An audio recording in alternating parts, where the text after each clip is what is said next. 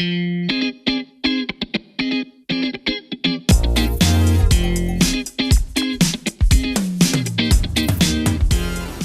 watching Notepad. I'm your host Ibrahim Sani. Today I have with me an interesting guest that I have been trying to secure for the longest of time, Chandran Nair. He is the founder and CEO of GIFT, the Global Institute for Tomorrow. Chandran, you are really an interesting individual that I really want to get in that chair.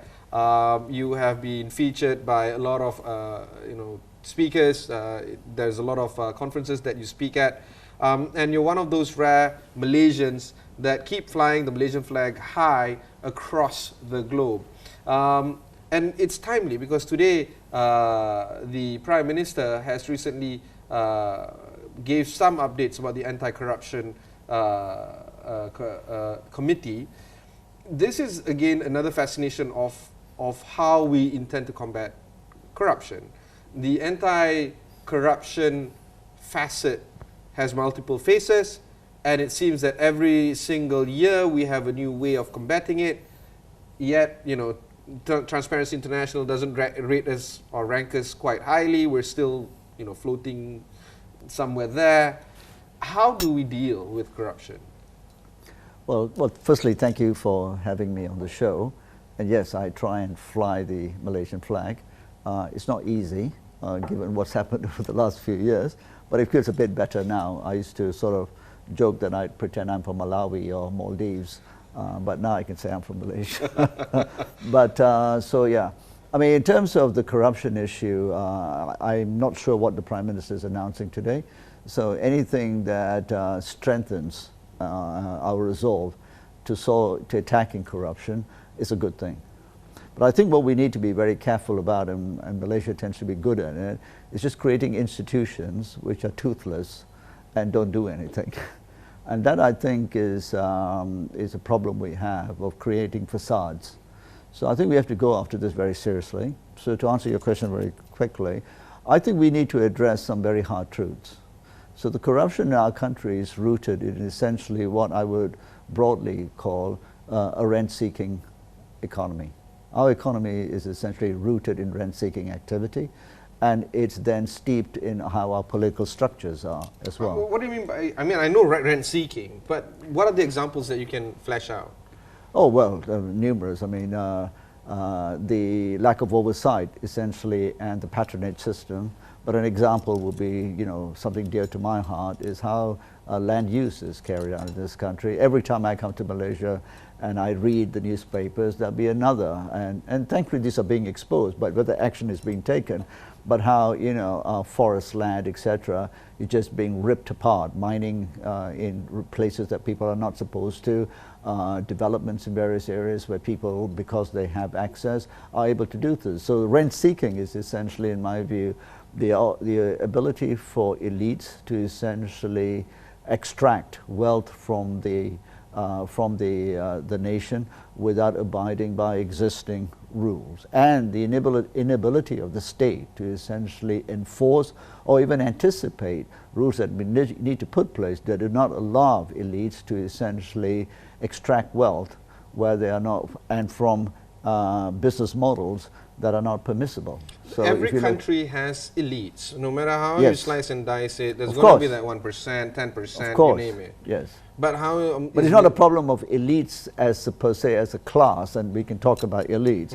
But when you said what is rent seeking, rent seeking is the ability for people with power, and I use the word elites, to essentially bypass and create wealth without essentially doing much.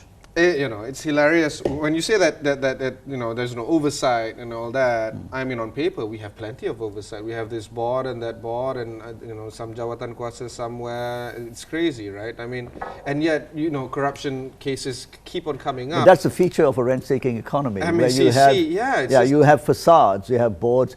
where essentially people put in, let's use that word, cronies, etc., who have no interest in essentially protecting public good, nor adhering to the rules of the land. And I want to add something that, I hope people don't think are too controversial, but the rent seeking in the Malaysian economy is then structured to also the way political power is essentially shared in this country. So it's then related to our race politics, it's related to our lack of meritocracy, and thus the weakening of the institutions of the country. I'm sorry, there's so many things to unpack from just that 2 minutes of spiel that you just shared with us. Let's start off with the most obvious one. There is a change of government. We're entering our second year of the new administration. This is something that is widely celebrated when it was first heralded into the corridors of power. Are you disappointed with the Pakatan Harapan government?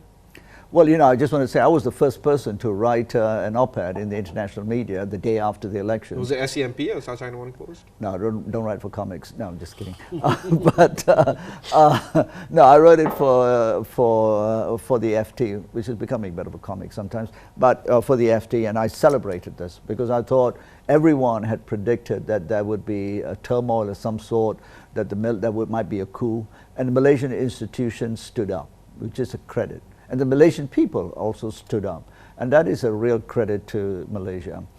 I don't want to say... Notwithstanding Tun's stature and character and the fact that he pushed through the whole evening to be sworn in as new Prime Minister. Yeah, that was a special moment for all of us to look at, and great admiration for the Tun Mahathir for doing that, and I think we're all grateful. Now we can talk about what's happening now. Yeah. So am I disappointed? I don't know if I can say I'm disappointed. I can certainly say that the expectations that certain things would happen more quickly have not taken place. I was just coming here, I was in a taxi with a guy from Kelantan, and I said, what does he think of what's happening? And he said, how come no one's gone to jail?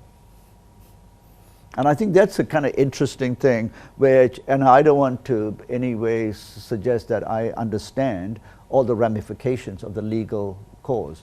But I think the longer this process takes, and I'm not going to name any individual, but it's clear that something awful happened. All the evidence is there. It's an international fraud that took place. And in the epicenter still, and maybe it's because we are doing due process, which we haven't done, maybe because we do not have the experience of indicting a case as big as this, but let's hope. I think the legacy of the current government would be to essentially ensure that if wrong was done, that those responsible would be convicted. I mean, that's really, for me, that would be the test. Because if we don't, then we have no hope. But I sense something here. The urgency that the people want change, despite who you voted for, the sense of justice must be seen. And on one hand, the prosecutors are saying, no, justice is being seen. We're going through the trials. We're going through. This is what. And that's fair of them to say that. But it's also important for them to actually feel the change. Yes. Which are you implying that change, that feeling, is not being felt, at least from Uber drivers from Kelantan driving on the streets of KL? Yeah, what are they doing here? I did tell this guy he should go back home because it's probably better air quality back in Kelantan than here. I'm pretty sure, yeah. But you address a very important point. My view is, public expectations are always very high. The mess that we got ourselves into over the last 20 years will not be resolved in one electoral cycle. So we all need to be very clear about this. Yet, you and I know that people want change very quickly. So they need to see something happening. That's the political game. But in terms of reforming the country, which is what I think we are all very keen on, it would be naive for people to think it can take place in 5 years. Something so rotten happened, and which is not just the issue of 1MDB. It's much wider, and we can talk about that. This will take a generation, at least 4 to 5 government cycles to change. We Malaysians now need to do the hard work. And we need to understand that this hard work cannot be done by us just participating in the electoral process, which is very important. Yeah. But we Malaysians are culpable in what happened. I mean, I think 4 or 5 years ago, I was asked to speak at the dinner for the Anti-Corruption Council keynote speech. And I didn't even mention, and that was the height of the 1MDB scandal. Yeah, 2015, something like that. I didn't even mention 1MDB deliberately, because I wanted to point out that all of us Malaysians are culpable through our silence, our indulgence, and our lack of participation in the reforming of the system. And I cited several examples, and if you can spare me a minute, I'll take it down to the grassroots. Please, yeah, go ahead. So I have a house in Bangsar, Lucky Gardens. My parents bought 40 years ago or something like that. And I said, who are the people who double park? Illegal. Who are the people who essentially eat on the curbs of all those restaurants where we all know the table should not be put, which is illegal? Who are the people who do illegal extensions to their home without formal approval? It's all of us middle class. It's not the poor people in the kampong who do this, it's us. But we think we should be exempted because our crimes are petty, right? Who turns at the U-turn, at the, where it says no U-turn? Us. Who crosses the red light when there's no cops and it's late at night? Us, middle class. So we have built a society where essentially we say, my crime is not so bad because, I'm a small person. I don't do it, it's not destroying the country. But it's this cumulative sort of what I call sickness that allows us to then essentially allow the tumor to grow, and then it became the 1MDB, if you see what I mean. Yeah. So we're all culpable, and we're culpable in so many aspects, in a way because we're the lucky country. We Malaysians are so complacent. You can dig a big hole in Malaysia and the country's not going down yet. We dug a big hole called 1MDB, and we're still here. And we're so lucky because we do not have, earthquakes. We don't have. Well, we have the haze. Tsunamis, but we have the haze. But the haze is not a Malaysian creation only, though I believe some Malaysian companies are culpable. Yeah. And actually, in my book, The Sustainable State, there's a whole chapter on the haze. Yeah. And I hate to have been so prescient and correct in predicting this thing ain't going away until the rent seeking, coming back to rent seeking, attitude and the extreme capitalism which is reliant on rent seeking is not tackled, because the need to put rules in place is to essentially curtail the excesses of people who have the privilege or the endeavor to go and create prosperity, but within boundaries. Why do you analyze more towards how the middle class act and behave? Do you think that these are the kind of group that needs to be the catalyst of change for the society? I think the whole of society has to be a catalyst of change. But if the middle class, the more privileged, the more educated, the more knowledgeable, hopefully, do not become part of the change through their actions, their behaviors, then who is to be the change, right? Because, and without wanting to create too much of a divide in socio-economic terms, they are, in all societies, they help to define what that society looks like. If they partake in breaking rules and laws, etc., it's them. A rural person in a village in Kelantan doesn't need to go and bribe the policeman. Who does it? The middle-class person living in wherever, who's parked on the wrong side and now needs to bribe somebody. And it's so easy to say the government is corrupt, but it always takes two to tango. There's someone receiving and there's someone giving it. So our whole system in that way is broken, but we used to think that's the way it is. But it can't be the way it is. And I'm not talking about creating some utopian society, because as you say, all societies I was about to say that. So, let's go to the Scandinavian countries, let's go to Japan. No, I'm also very clear. Well, Japan has corruption too. But it's not endemic in the way it affects every element of society. And it sort of almost erodes the sense of values and principles. Japan has corruption, but it's also a society built on some knowledge of what they call collective welfare, respect, and that's a whole deep Japanese thing I won't go into. No, this whole collective welfare and how you change your behavior as a group of people is actually quite interesting, because, using your own analogy, the same person that double parked in front of Bangsar village will follow the rules. If he or she goes to Tokyo or Stockholm or Copenhagen or London, suddenly you see this person towing the line as how the society behaves over there. But the Malaysians take their bad behaviors overseas too. Yeah. Yeah. But what I'm trying to say is, the moment you right. go to a society, you comply. Yes. You try. Because there are rules and norms. But we have said, Malaysia, we don't care. But because nobody cares, because I won't get caught. So how do we change this? Well, we have to change it by being very tough.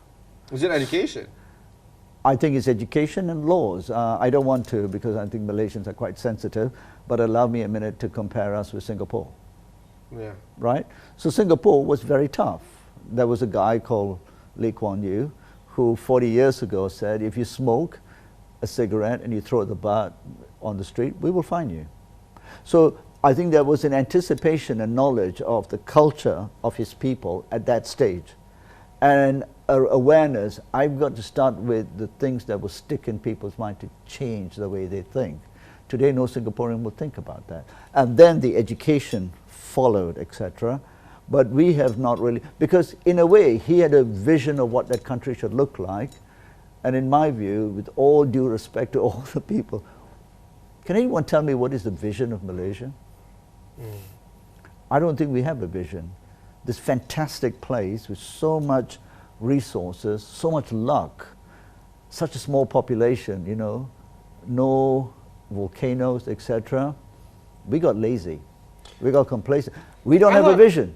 I thought that vision is called 2020. What is it? More technology. Developed nation. Yeah, the whole some sort of McKinsey worldview. Yeah. And that's what we got suckered into, in my view. You can't have a by the way, Vision vision. 2020 is going to hit us in 3 months? Exactly. So what happened, Nothing. We gone backwards as a country, right? Yeah. So Vision 2020 was a classic, let's buy some ideas for management consultants. You remember Blue Ocean strategy, which was the mantra? Yeah. Can we call it BS? Okay. So we had all of this stuff because we have no ideas of our own. We are subservient to ideas from others. We like catchphrases. And because we do not necessarily have a vision. If you use, say for instance, I see where we're getting at. We're using the best examples or models from elsewhere, right? And of course Singapore, again, they have their own problems, and again, they have their own elites. But one thing that we realize, Singapore don't litter in their country. They have a good education system. Yeah, but I live in Johor and I see Singapore cars, they litter right out. Exactly. So they come to the other place. But in their country, they don't do it. That doesn't mean the Singaporean mentality has changed necessarily, but they know in their country, you can't do this. Right? So I'm not saying there's a perfect human being that's been created in Singapore, but rules matter. We don't have rules. Right? And there's no enforcement. But we don't have a vision, really, of what this country should look like in 30 years. I think that's more important. We don't have go into the mechanics of how to get things done. What we all want to build. What do we want? Do we want a truly multicultural society in a country which is in a way blessed with the most unique combination of cultures and history? Or do we want parochial, racist, separatist ideas? We need to decide. We don't have an idea. Right now, about 2 weeks ago, we saw the merger of two unions of Malay-based parties. They now brand themselves as Muafakat Nasional, catchphrase as you say. And this merger or alliance between PAS and UMNO is setting tongues wagging, if I may say, because people are not quick to condemn them, number one. Number two, those who disagree with their values and policies, they look at Muafakat Nasional as another highlight of us moving the country towards a more, I guess, racist country. Do you think that this is us choosing what to become? Well, I think mergers of political parties is fine. If PAS and UMNO want to merge, good. The question is, what is their vision? Who are they speaking to? Are they speaking to me? Are they speaking to you? Are they speaking to a narrative about a Malaysia dominated by what they see as Malay values only? It depends, right? So I haven't seen what they actually stand for, But, as you say, you come to Malaysia and the first thing people say is, oh my God, PAS and UMNO have got together, therefore they want an Islamic Republic or whatever. I don't know, right? But if we allow that narrative to strengthen and people don't speak up, then we will perhaps allow that future to arrive. My question is, who are the Malaysians speaking up against it? So we have, again, coming back, as you know, this race base. Because if you have an opinion against PAS and UMNO alliance, and if you're non-Malay, then you're seen as anti-Malay, right? Or you must be anti-Islamic. Yeah. So this is... The African-American saying the N-word versus a Caucasian guy saying the N-word. This is the same. That's right. But where our elite Malays speaking up against it, those who privately acknowledge, oh my God, this is scary, that's why I've sent my sons and daughters to, study in London or that country called Australia, right? Where are they? They have remained silent. Now they are the elites who are, in my way, complicit in the takeover of the country. So, recently, I believe there was the statement by some, I believe it's Indian Muslim preacher. Yeah, Zakir Naik. Yeah. Now, as far as I understand it from what I read, he made racist statements. And then we have good merry-go-round for 3 weeks. Yeah. Did anyone outstanding in public figure condemn it, apart from, I think the youth minister did for a day and then he had a party with him or something? Dinner. Dinner, okay. Yeah, right? But none of the community leaders from business, etc., condemned it. Why? Now, I'm a nobody, I'm sitting in front of you, and I think a racist statement like that should not be allowed to go, right? Now, the question is, we just dance around it because everyone's afraid, the guy is a preacher. Well, we don't care if he's a preacher of Buddhism, Islam, or Hinduism, or Christianity. If you say something racist, then in any country that aspires to join the community of nations that are progressive, and I don't mean progressive or Western, progressive, then you condemn it, right? So I'm here on record, I condemn this as racist, right?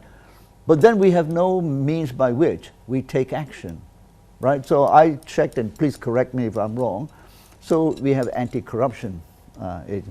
I think Malaysia needs an anti-racism institute. I'm going to call it MARI. You heard it first time here, right? Yeah, there you go. The Malaysian Anti-Racism Institute, right? It sets the standards. There's the irony of Malaysians of all races supporting football clubs in Europe. Yeah. One of the biggest social programs in football clubs in Europe is anti-racism. Yeah. Kick out racism, kick out racism, yeah. And then we'll all be racist here. How does this work? The same people who are supporting all this, it's subservience, it's not thinking. The same people who will criticize another person of another race in Malaysia, say you can't say this because of this, but that's, someone said something racist, but will support a football team that's carrying anti-racism things. Is there an anti-racism association in Malaysia? As far as I know, no. Why? Because everyone's scared. So I'd like to set up, I would in fact recommend that we set up MARI. The Malaysian Anti-Racism Institute. It's easier to just keep your head down, go about your So thing. this is the complicity. Because we Malaysians live in such a lucky country, it's better to keep your head down. And do your work. Take what you can, be a rent seeker, break the laws, and just don't get caught. Whether you're middle class, parking on the road, doing the illegal extension, right, or not paying your taxes in full. It's easier. But do we want to build a nation, or do we want to be silent? We need to decide. But I think we need to attack the elephant in the room, which is the institutionalized racism, which we all partake in, right?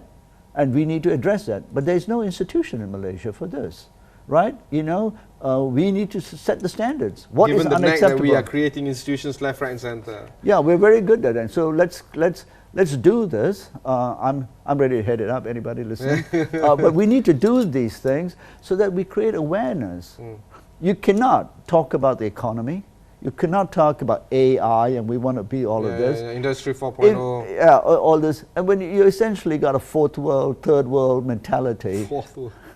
Yeah, pre-industrial. Yeah, pre-industrial. Pre-industrial, whatever. Attitudes towards living in harmony with other people and respecting people's religion. You know, I'll give you a little example. You know, I've been to Iran, many Muslim countries, but I went to Iran a few years ago, and I went to the largest masjid in Isfahan, which is the cultural center, one of the centers of Islamic teaching, etc. And on Friday, and many Malaysians might be surprised, wherever I go in the Islamic world, where I go to Turkey, I stay next to the masjid because I love the call for prayer. You know, because it's cultural, it's deep, right? That doesn't mean I'm a Muslim or whatever, but I'm embracing all religions, right? So I went to the prayer. 10,000, 15,000 people turn up, and before I went, they have security because And I went to the guard and said, I'm not from Iran, I'm not a Muslim. Can I come in? He said, what's your problem? I said, I just want to tell you I'm not a Muslim. He said, so what is your problem, brother? He said, this is the place of God. So you just come in. So I said, you sure it's okay? He said, how many times do I need to tell you? So I went, and I went early, and I sat, I think, 2 meters away from the Ayatollah who was doing the sermon. I sat among 10,000 Muslims. I'm told today in Malaysia, I can't go to some mosques. You know, that's how silly this has become, right? I go to churches, I go to masjid, I go to Buddhist temples, and sometimes I go to Hindu temples too. You know? And I think that's the richness of this country, that very few places in the world you can have that in-depth experience and live it, and enrich yourself in that process. This is what we should celebrate, and so we should speak up against all of those who try to divide, because that is cancerous. Where are the voices? So, you know, just talking. Well, here's one of them, I guess. This is one of them that we're trying to get out there. We alluded to in this interview very, very long ago, I suppose, about some of the endemic problems causing or plaguing the nation. One of them is race-based politics. And after changing governments, it seems like race-based politics is still here to stay. We've seen the, I guess, departure somewhat, or virtual departure of MCA and MIC, but it manifests in a different party these days. Of course, people like to say that their parties are multiracial, multicultural, you name it, right? But is racial politics, you know, going to dominate the Malaysian paradigm? Well, you know, it's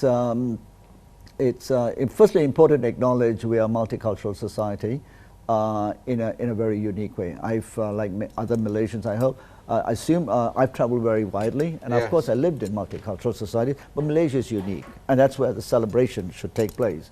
But if I am disappointed, to answer your earlier question with the new government, it's that it seems to have shied away from the moment to take some very hard decisions and try to reinvent the country away from race. And the suggestion that these things are too difficult is very lame. If you want to change the country, you want leadership to be part of that, you want to transform, you get elected to make the hard decisions, right? The hardest decision in this country is race. And we seem to be going back towards race-based politics. So I am hoping that more Malaysians will speak up in a constructive way.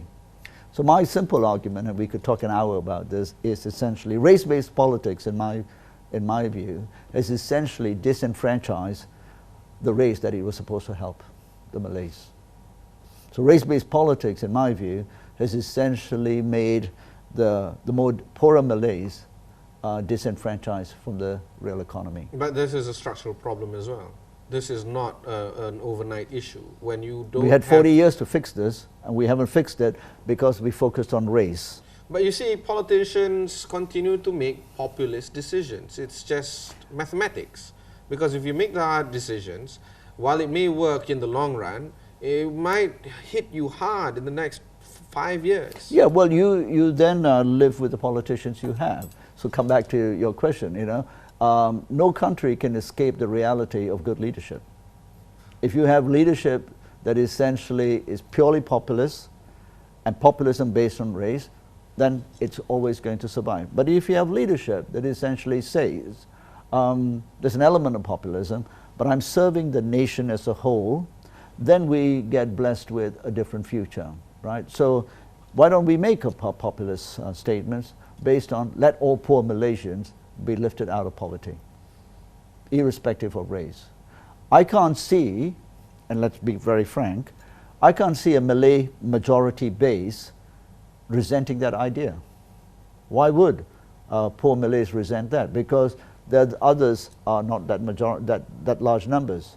So you lift everyone.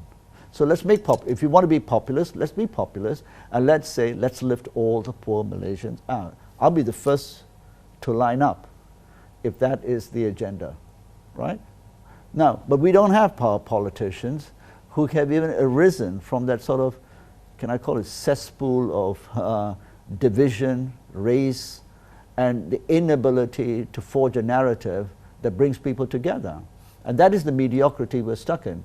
And all countries are stuck if we have a political system that essentially serves up leaders who are unable to tackle the issues of our times. And in Malaysia, we're stuck with this for 40 years. Now is the time to change. But the important thing is, I think us Malaysians who are not in politics, we need to stand up. And that's where I come back to the middle class being subservient, being quiet, right? I don't believe the rural Malay is a racist. I don't believe the rural Malay is some Islamic fundamentalist. So I'm going to challenge those who try to play to the fear of rural Malays that me, the Indian or Chinese, are going to take them over. I don't think they fear me.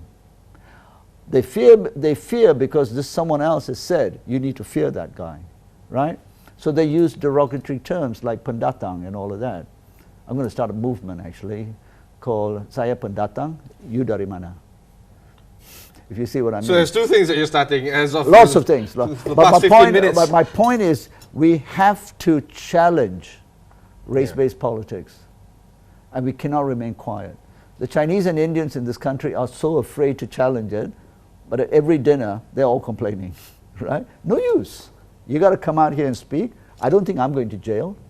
I haven't said anything offensive to you.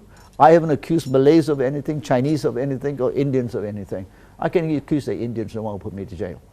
But, you know, so why don't we have people who come up, speak honestly, and say, hey, I'm the first here to work for everybody. Have you heard this from a politician in Malaysia?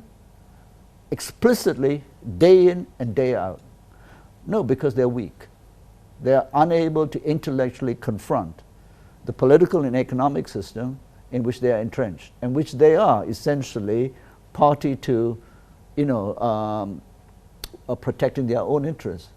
And any country will either survive, improve with good leaders, or go down with bad leaders. And let me just say, you know, I think Malaysia is the only country where there's affirmative action, and I support affirmative action for the economically deprived, disenfranchised, of whom the majority are Malays. But then, my God, there are poor Indians and there are poor Chinese. Any country should support them. So I would support affirmative action, but not at the expense of disenfranchising people of Malaysia who, despite their race and religion, are poor, and then allow that economic system to create elites. This is no good. So Malaysia, I think, is the only country which has affirmative action for the majority. No other country. You're not the first person to highlight this. It's crazy. And secondly, no country can rise if it has race-based, and dare I say, racism rife in its, you know, lifeblood. Yeah. You can't. And you're not going to have AI and technology do all of this. This is, we're going to go down. But you see, okay, there's also this casual racism, you know, like... That's okay, that's everywhere. Yeah, but... But institutionalized racism is different. You know, I go to London and they say, go home. Yeah. That's okay. I just say, I'm not from Pakistan, I'm from Malaysia, dude. So Mali. So I said, what are you talking about? But that's everywhere. So it's not like saying countries don't have racism. United States is terribly racist. Yeah. You don't want to be a black person in the United States, a black man. Yeah. That's different. And it's institutionalized racism too, that a white cop can kill a black man and still get away. Do we want to be that? Or do we want to be something different? Do we have a vision? You can go around the road and someone goes, hey, pergi rumah, pergi balik. Okay, that's okay. I'm cool with that. But what is bad is the divisions about race, religion, and people instigating that to divide people. Do people have racist tendencies? Of course. But it's the laws that curtail the excesses of their racism that is important in any nation, right? So you can't go around in some countries criticizing Jewish people, rightly so, right? So you shouldn't be able in a country like Malaysia, and thankfully most Malaysians respect that. We understand. But we need to fight the institutional racism, and we should challenge every politician who uses race to essentially bait and take people down the wrong path. And that needs to be a very strong message. And I have to say, I'm very pleased that the new Agong and the Queen are speaking out about this. So can I say that the Agong is our man, and the Queen has been forthright. We need people like this to say these things, because then people will listen. We need all the sultans to speak up against racism, because that would be the most important contribution they can make. And we need business leaders of all race and religion to speak up. I never hear business people speak about this. They're all silent. Because somehow or other they are afraid that it might impact their business in one way or another. Come on, if you're a GLC CEO, what's going to impact your business? Speak up. Well, why don't they speak up? So here's a call to all the GLC people, speak up. And then institute non-racial policies. You know how business works in Malaysia. If it's a Chinese company, 95% Chinese. Malay company, 95%, or GLC even, I'll put it on, 95% Malays. Why? And if it's an Indian lawyer, 99% Indians. Period. That is a sickness. So let us all speak up about this without being offensive.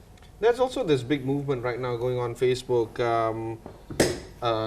which is boycotting non-Muslim traders, Muslim purchasers or Muslim buyers buy Muslim traded stuff. Are you aware of this movement? Yeah, I'm aware. I mean, I don't do Facebook because I do Face Live, which is, but I'm aware, I've heard of this. I mean, it's too silly to even comment on. But on the other hand, I don't know. No, I don't think so. Is it virulent? Is it bad? Yes. Okay, but who's boycotting what? Right. I mean, if they boycott my toss hair shop, that's okay. It's already been boycotted. But the point is, what are you boycotting? I mean, so do you boycott stuff, the McDonald's? What are you going to boycott? You're going to boycott the Fanta and the Coca-Cola? Who made it? Do you know? So I think it's kind of like people will, come to their senses. So again, that kind of stuff should be deemed inappropriate, and strong voices come out. Who's come out against it? I've not seen anyone come out. So it's, we also should not be distracted by the silliness of social media. There's the real world, and then there's I call it anti-social media, right? We should not be distracted. But if it's having a virulent effect on the politics of the country, then our leaders should speak up, not just political. And we let too many times in this country political leaders who have time and again let us down with their inept interpretations to speak up, and we treat them like gods on the front pages of every newspaper when they speak a lot of crap. So let everyone speak up, and when they say the right things, let's say good. But let's not pay too much attention. But where are the others in the community? Where are the social... And you can see I've come here to speak to you. I'm not protesting, right? I don't want no revolution. I just want us to speak. But why is everyone afraid? So where are the community leaders who speak? And it's not just an op-ed in the Malay Mail or something, which nobody reads. It's got to be coming on your show, going out and speaking, and encouraging people. But it's those people who have a constituency who have essentially betrayed us by not speaking out against these things because they think it's scary. They are fearful. What are they fearful of?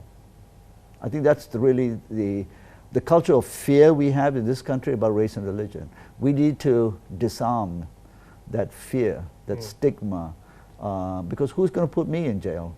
I haven't broken any law, right? And if they do put me in jail, then the country's really broken. Well, on that note, we have to draw this conversation to a close. That was my first conversation, because I can envisage that I'm going to have plenty more talks with you of Chandran Nair of GIFT, the Global Institute for Tomorrow. He is based out of Hong Kong, but of course he drops by our beloved nation every now and then to have a conversation here on Astro AWANI. If you've missed any part of this interview, just head on to astroawani.com, look for Notepad there. Also, you can download the Astro AWANI app. You can view these kind of interviews on your mobile devices. Until then, thanks very much for watching and goodbye. Thank you for having me. Thank you, sir. Thank you.